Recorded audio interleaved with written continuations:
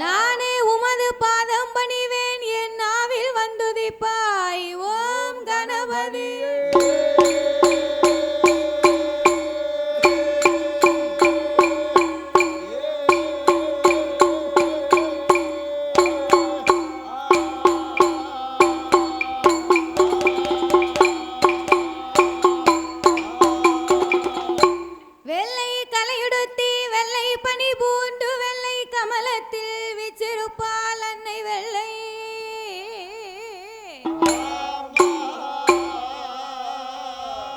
வெள்ளை அரியாசனத்திலே அரசரோடு என்னை சரியாசனத்தில்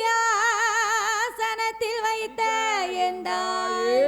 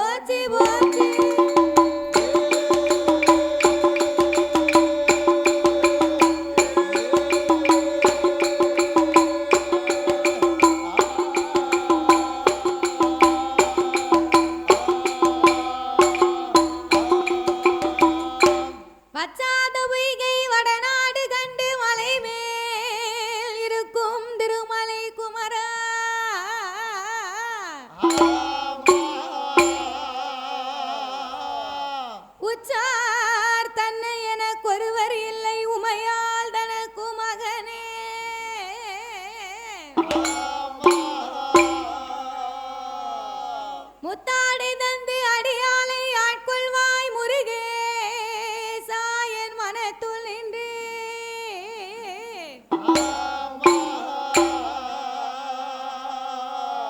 விசனமாகவே புள்ளி மயில் ஏறி வர வேண்டும் எனதரு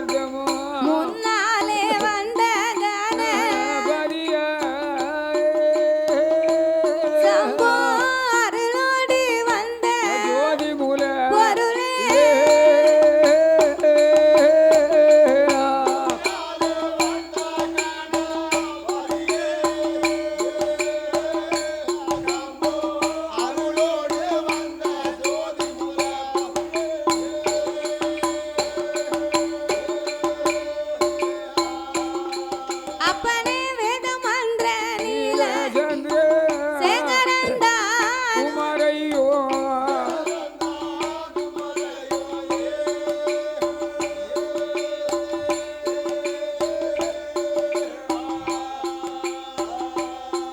சாமி விதிமல சுதிமலர் அடியன ஒரு மல வித்தலன்னை நற்சபை வைத்தவா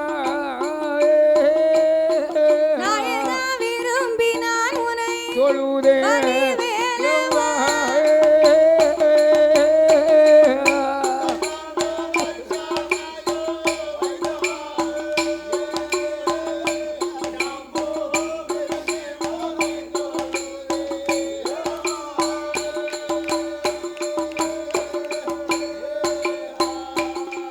அப்பனே புதலமெல்லாம் பரந்து நாதர் வந்து வதிரந்து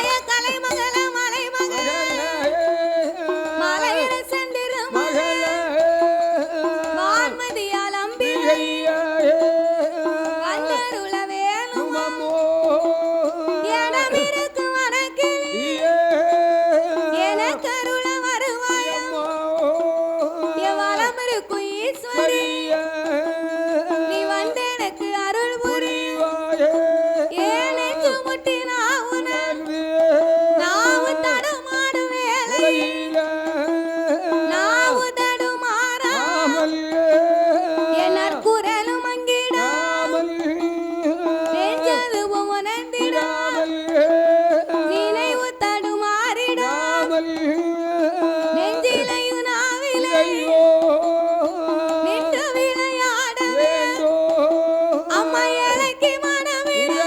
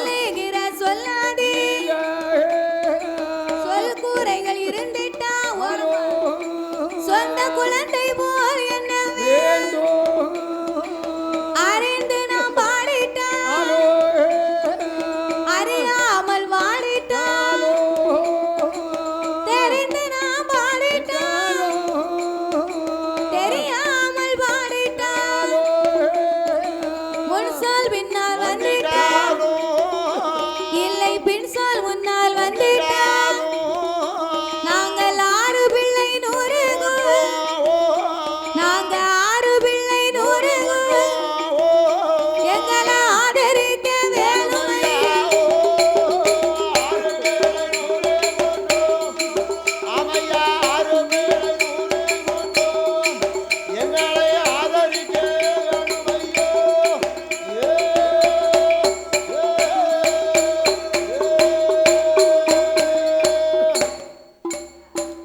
சபையோர்களே பெரியோர்களே பெரியோர்களே சபை நிறைந்த தாய்மார்களே எனது அருமை தாய்மார்களே பெரியோர்கள் சபையோர்கள் என்னை பெற்றெடுத்த தாய்மார்களே பெற்றெடுத்த தாய்மார்களே கல்வி கற்ற பெரியவர்களே பெரியோர்களே தொழில் படித்த கலைவாணர்களே கலைவாணர்களே எனது அருமை சகோதர சகோதரர்களே சகோதரர்களே வருங்கால மாணவ செல்வங்களே மாணவ செல்வங்களே வாலிபர் இளம் சிங்கங்களே வாலிப இளம் சிங்கங்களே அதாவது என்ன இந்த தெற்கு மயிலோடைமா நன்னகரத்திலே இந்த நகரத்துல மக்களை காத்து ரசித்து என்றென்றைக்கும் கிருபையோடு குலவிருந்து வரக்கூடிய என் நம்பிகை அங்கையர்கண்ணி அகிலாண்ட கோடி பிரம்மாண்ட நாயகி அருள்மிகு என் தாயாகப்பட்ட விஜயலட்சுமி அம்மன் திருவாலயம் இந்த ஆலயம் இந்த பெரிய ஆலயம் அப்பேற்பட்ட இந்த அம்மாளுடைய திருவாலயத்திலே வைகாசி மாதத்திலே முதலாம் செவ்வாயை முன்னிட்டு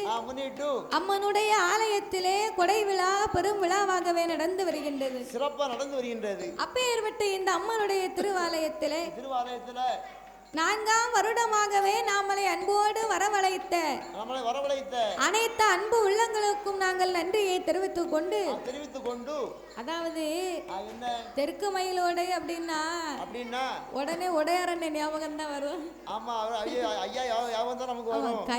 கயத்தாருன்னு சொன்னாலே உடையாரண்ண ஞாபகம் வந்துடும்.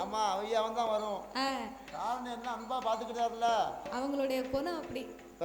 ஆகையினாலே அப்பேற்பட்ட இந்த ஆலயத்திற்கு நாமளை வரவழைத்த அனைவர்களுக்கும் நாங்கள் நன்றியை தெரிவித்துக் கொண்டு எந்த ஒரு ஆலயத்தையுமே முதலாகவே வில்லிசை ஒன்று ஆரம்பிக்கிறோம் அப்படின்னா அந்த ஆலயத்திலே முதலாகவே சாஸ்தாங்கதையைத்தான் ஆரம்பிக்க வேண்டும். முதல்ல சாஸ்தாங்கதையை தான் படிக்கணும். ஏன் அவருக்கு மட்டும் முதலாக பாடுகிறோம் தெரியுமா? என்ன காரணம்? அகில உலகத்திலே கலியுக தெய்வமாகவே வந்து பிறந்தவர் ஐயனார் ஒருவர் தான். மட்டும்தான். அப்படின்னா என்ன நம்ம எல்லாம் எப்ப கூட சொன்னா கொண்டாங்க சவுண்டே கேட்க மாட்டேங்குது. அகில உலகத்திலே கலியுக தெய்வமாகவே வந்து பிறந்தவர் ஐயனார் ஒருவர் தான். அப்படின்னா நாமெல்லாம் தாய்க்கும் தந்தைக்கு வந்து பிறந்த சாதாரணப்பட்ட மானிட மனுக்கள். ஆனால் என் தருமஞான சாஸ்தா அப்படி அல்ல. எப்படியோ அரிக்கும் சிவனுக்கும் ஆணுக்கும் அப்பாவுக்கும் பிறந்த பிள்ளை. அப்பேற்பட்ட சாஸ்தா வந்து பிறந்தாத்தான் சகல தெய்வங்களுமே இந்த ஆலயத்திற்கு வந்தது மாதிரி. சாஸ்தா வந்து பரவியானாதான் எல்லா தேவதையும் மனமகிழ்ந்து கோவில்கள் உள்ள வந்து சந்தோஷமா தங்கு சாமி ஆடுவாங்க. சாஸ்தா மட்டும் பிறவி ஆகவில்லை என்றால் இல்லன்னு சொன்னா என்ன ஆகும்? ஆத்தி உடையார் ஐயனார் வந்து பிறக்கணும். அவர் பிறந்தாத்தான் அனைத்து தெய்வங்களுமே இந்த ஆலயத்துக்குள் வரும். உள்ள வரும். அப்படி இருப்பதனால சாஸ்தாவின் திரு கதைகளை நாங்கள் பாடும் பொழுது பாடும் பாட்டிலே பழுது குச்சங்கள் இருந்தாலும் சொல் குச்சங்கள், இசை குச்சங்கள், கதை குச்சங்கள், கதையிலே பொருள் குச்சங்கள், சாரீர குச்சங்குறை இருந்தாலும் சரீர குச்சங்குறைகள் இருந்தாலும் எங்கள் ஆட்கள் அடி தாளங்களில் ஒரு குறைகள் இருந்தாலும் முன் சொல் பின்னால் வந்திடலாம், பின் சொல் முன்னால் வந்திடலாம். அறிந்து பாடினாலும் அறியாமல் பாடினாலும் தெரிந்து பாடினாலும் கதைகளை எங்களுக்கு தெரியாமல் பாடினாலும் எங்களுக்கு முன்பாகவே இந்த ஆலயத்திற்கும் இந்த ஊருக்கும் எத்தனையோ பெரிய பெரிய புலவர்கள், பேரறிஞர்கள், கவிஞர்கள் எல்லாம் வந்து பாடி இருக்கலாம். ஆன போதிலும் அடியால் நான் ஒரு சிறு குழந்தை. உங்கள் வீட்டு பிள்ளையாகிய நான் மாதவி. என்னால் தெரிந்தளவு என் சிற்றறிவுக்கு எட்டியவாறே உங்கள் முன்னால் நான் நான் பாடுகின்றேன். உங்கள் முன்னால் அழகா பாடுகின்றேன். உங்கள் வீட்டு பிள்ளை தவறு செய்தால் எப்படி பச்சைமட்டை கொண்டு பட்டார் பட்டார்னு அடிப்பீங்களோ அதுபோல் இல்லாமல் நம்ம அடிக்க சொன்னாலும் அப்படி அடிக்க மாட்டாங்க. நம்ம அடிக்க மாட்டாங்க. அடிச்சாலும் தாங்கிறது ஒருத்தட்டி உடம்பு கிடையாது. தெம்பு இல்ல. பூரா மாத்திரையில தான் வண்டி ஓடுது. எல்லாம் உடம்பு செயலிழந்து போய் நிக்கி. எல்லாம் இத்து போய் கிடக்கு. பூரா மாத்திரை வச்சு வண்டி ஓடிட்டு இருக்கு. ஒண்ணு மாத்திரையில ஓடுது. ஆமா. ஒண்ணு ஊசியில ஓடுது. ஒண்ணு அப்பங்கப்போ குளுக்கோஸ் போட்டா தான் வரும். இல்லன்னா வராது. அவன் இன்னொரு உடம்புக்கு எந்த குளுக்கோஸ் போட்டாலும் ஏற மாட்டேங்குது. ஆமா. காரணம் என்னன்னா அவருக்கு கடைக்கு போனா தான் நல்லா இருக்கும் பாத்துக்கோ. பிறவே அப்படி ஒரு ஆள் ஒரு சூழ்நிலை இருக்கும்போது நம்ம அடிக்க மாட்டாங்க. அப்படி இருப்பதனால சரி உங்கள் வீட்டு பிள்ளை தவறு செய்தால் அதனை எப்படி வீட்டிற்கு அழைத்து சென்று அன்போடு ஆதரிப்பீர்களோ அன்போடு ஆதரித்து அறிவுரை கூறுவீர்களோ அதுபோல் எங்கள் 6 பேர்களையும் ஆதரிக்குமாறு கேட்டுக்கொள்கிறோம். ஐயா. பாதி மதி மான் ஆமையா கங்கையோடு பாம்பணிந்து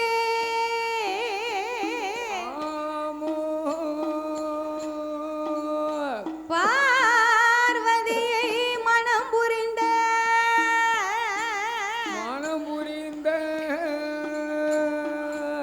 ஆதி சிவன் முகமது கலிதமாகி ஆமையா அச்சுதம் என் பெருமான் இருகரத்தினால் ஏண்ட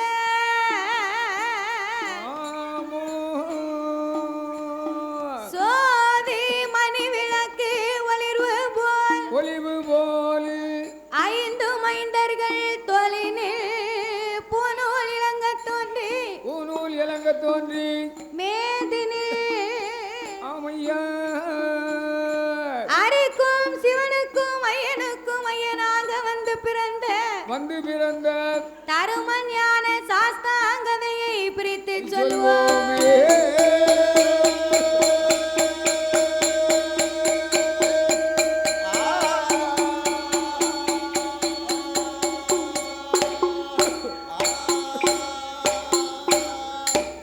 தானாகிய பொன்னவல்லி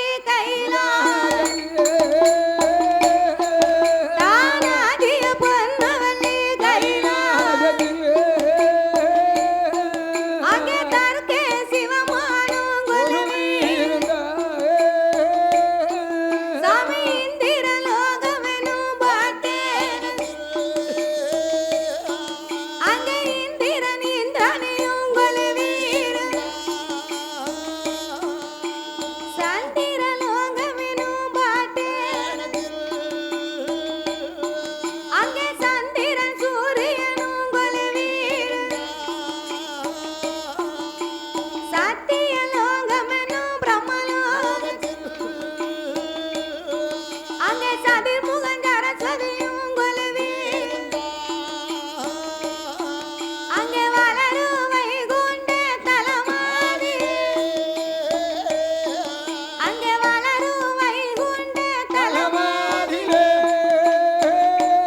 மாயும் பச்சை மலைச்சுமையும் கொலுவீர்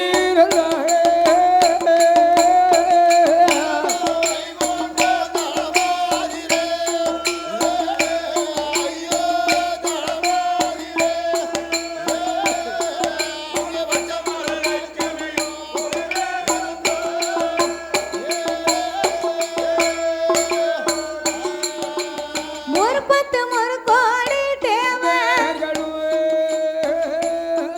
அங்கே 48,000 கோடி அகத்தியரோடு புலத்தி அங்கே அழகு கலை கோட்டு மாமூரியோ அங்கே அமரர் தேவரோடு முனிவே அத்தனுக்கு பாலர்களும் கொல்வீர் சாமி நந்தி படைகளோடு பூனே அங்கே நந்தி படைகளோடு பூனே கைலையில் 4 லட்சம் கோடி பேப்பர்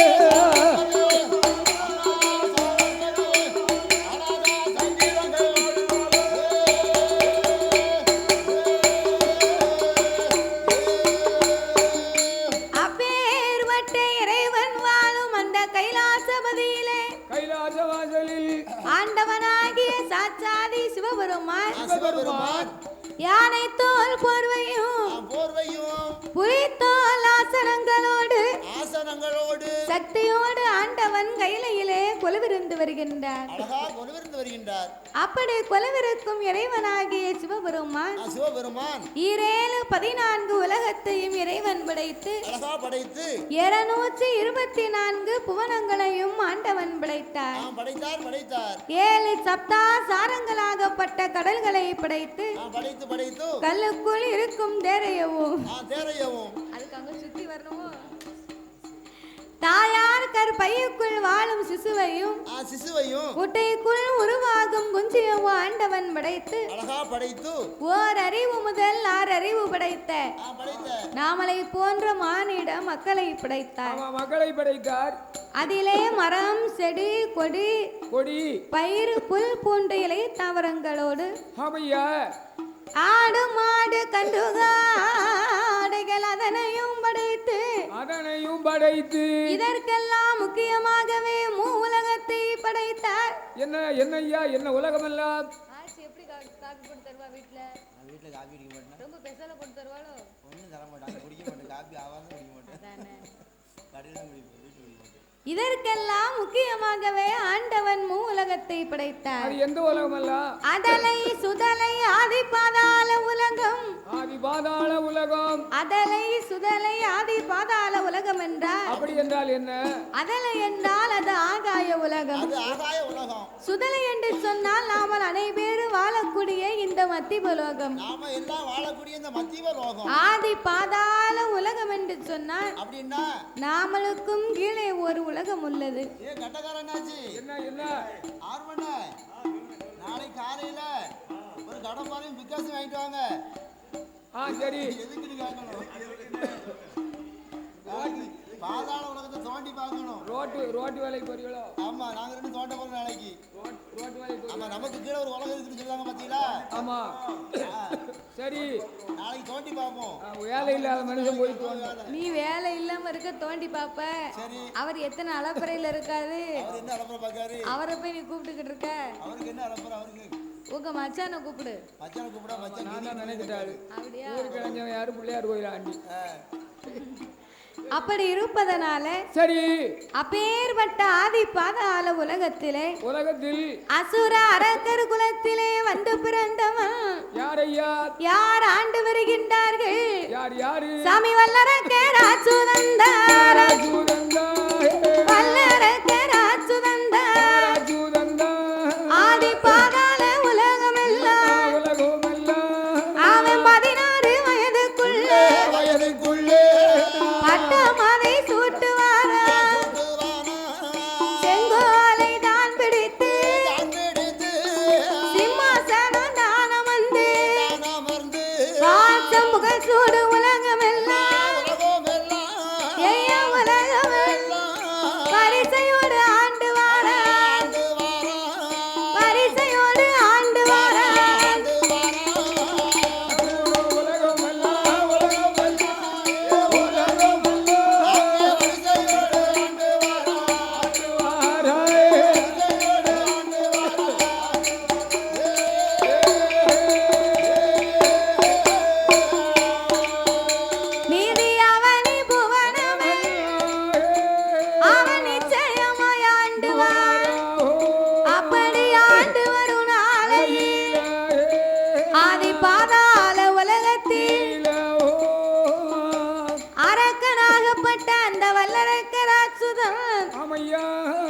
செங்கோல் பிடித்து சிம்மாசனத்திலே அமர்ந்து கொண்டு அவனே புவனமெல்லாம் அவன் அரசு பரிகாரங்களை செய்து வருகிறான் அல்லவா? அப்படி அரசாண்டு வருகின்ற போது அவை என்னைக்கு நாட்டு சிம்மாசனத்தில் அமர்ந்தானோ அன்னையில இருந்து நாட்டுல மழையே கிடையாது. ஏன் மழை இல்லைன்னா அரக்கனுடைய ஆட்சியிலே நீதி கிடையாது, நேர்மை கிடையாது, தயவுதாட்சணை எதுவுமே கிடையாது. ஒரு நாட்டை ஆள வேண்டும் என்றால் அந்த நாட்டை ஆளக்கூடிய மன்னனுக்கு நல்ல முகராசி வேணும். முதல்ல முகராசி இருந்தால் தான் அந்த உலகத்துல பூமியில சரி மழை பெய்யும். அப்படியா? மழை பெய்யும், பூமிகள் காடுகள் செழிக்கும். மழை பெய்யதுக்கு முகராசி வேணுமோ? முகராசி தானே முதல்ல வேணும். அம்மா சாதாரணப்பட்ட காரியமா? கருகப்பழம் விற்க போனாலும் கிரகங்கள் நல்லாவும் இருக்கணும். அப்படியா? ஆமா சரிதானே. கருகப்பழம் விற்க போனாலும் கிரகம் நல்லா இருந்துச்சுன்னா அதுலயும் 10 ரூபா லாபம் கிடைக்கும். சரி. கருவேப்பழம் ஏன் நம்ம சீப்பா சொல்லுதோம்? கருவேப்பிலை வித்தாலும் கிரகப்பலன் வேணும். நம்ம கடைக்கு போய் காய்கறி வாங்கணும்னா கடைக்காரர் லாஸ்ட்ல கருவேப்பழம் சும்மா கொடுப்பாரு. அப்படியா? சும்மா கொடுத்தாலும் சாதாரணமா நினைக்க கூடாது. என்ன அவர் ரூபா கொடுத்தா வாங்கிட்டு இருப்பாரு. நமக்கு சும்மா கொடுப்பாரு கொஞ்சம் காணு. அவன் சும்மா கொடுத்தா தான் நாளைக்கு காய்கறி வாங்க போவோம். அதனால நேரம் நல்லா இருந்துச்சுன்னா சரி கருவேப்பழம் விற்க போனா கிரகம் நல்லா இருக்கணும்னு சொல்லியிருக்கான். அவன் கிரகம் நல்லா இருக்கணும். கிரகம் நல்லா இருந்தா 10,000 ரூபாய் சம்பளம் கிடைக்கும் நமக்கு. சரிதானே. அப்புறம் நாட்டு ஆளுங்க சாதாரணப்பட்ட விஷயமா? அப்ப இந்த வல்லரக்கனாகப்பட்டவன் என்னைக்கு செங்கோல் பிடித்து சிம்மாசனத்தில் அமர்ந்தானோ அன்னைய நாள் முதலாக அங்க பஞ்சமான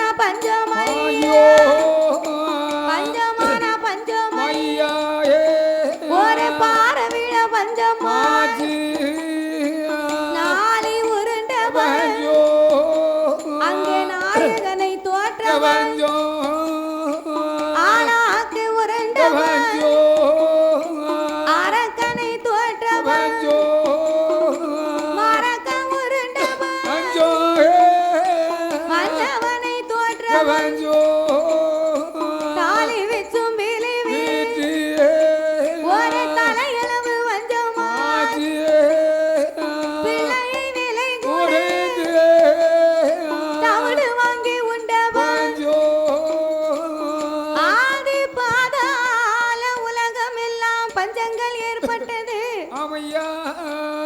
அவன் பொக்கிஷத்தை பார்த்தான், பொருள் எல்லாம் குறைந்து போய்விட்டது. குறைஞ்சு போச்சு. அவன் களஞ்சியத்தை பார்த்தான், கஜானா காலியாச்சு. பண பெட்டிய பார்த்தான், பணம் எல்லாம் குறைந்து போயிருக்கு. குறைந்தது.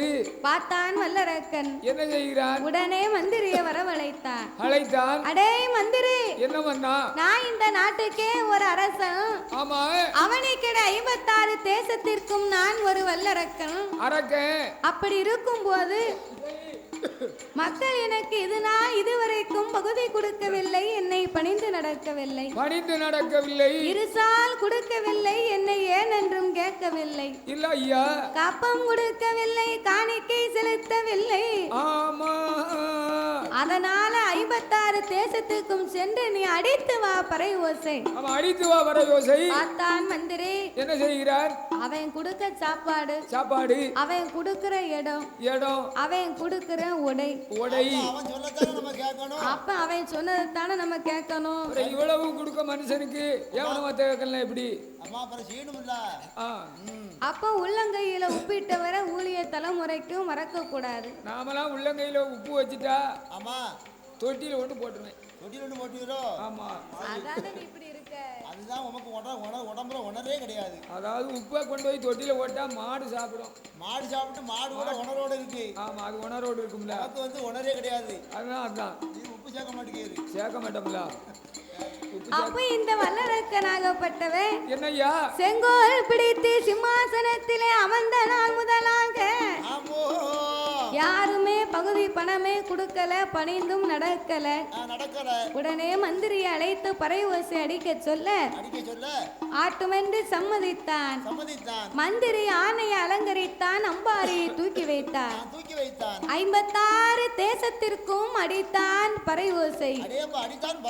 பார்த்தார் மன்னர் எல்லாம் நாட்டுக்குள்ள இருக்கக்கூடிய பஞ்சத்தின் நிலைமை தெரியாம இந்த மந்திரி வந்து பகுதி பண வேணும், பணிந்து நடக்கணும்னு சொல்லுகிறானே, இவனை சும்மா விடக்கூடாது. ஏ வாருமையா மந்திரி, வாருமையா மந்திரி, நீ வார்த்தை ஒன்று சொல்ல கேளோ, நான் உங்க மண்ணை அரக்கனை பகுதி கொண்டு கொடுக்க மாட்டோம், பணிந்து நாங்கள் நடக்க மாட்டோம், இருசால் கொண்டு கொடுக்க மாட்டோம், அவனை ஏனென்றும் கேட்க மாட்டோம், கப்பம் கொண்டு கொடுக்க